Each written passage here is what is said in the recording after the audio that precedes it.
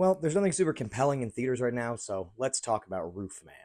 RoofMan is directed by Derek Cianfrance. I hope I pronounced that right. And it stars Channing Tatum and Kirsten Dunst. Channing Tatum plays a serial burglar who has a heart of gold, and he gets put in jail. So he breaks out of jail so he can see his daughter again, but he has to live in a Toys R Us while he's laying low from the cops. Now, I was excited for this movie just from the trailers, and the trailers really made it out to be this sort of over the top comedy about this guy on the run, but it actually is more of a rom com with much more emphasis on the rom than the com.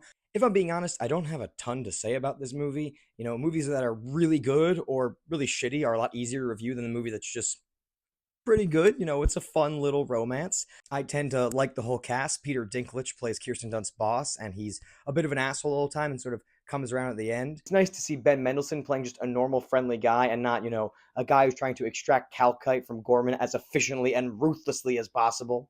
If I did have one big critique of this movie, it's that a major plot point of the opening act is Channing Tatum wanting to see his daughter again, and his ex-wife is like, "You can't see your daughter again," and then it's just completely dropped the entire rest of the film, which I thought was kind of an odd choice. But I mean, it is based on a true story, and if that's the truth, then I guess that is what it is. There are a lot of really talented comedians that show up as side characters for just a scene or two in this movie.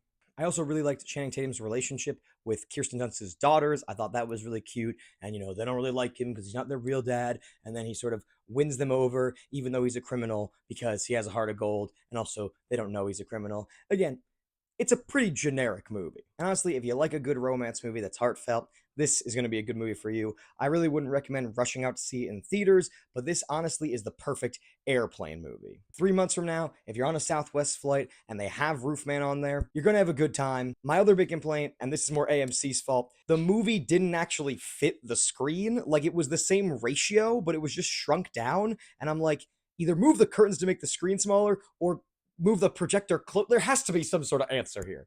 But yeah, Roofman, if you saw it, let me know what you thought below. And if you haven't seen it, wait until you're on an airplane in a few months.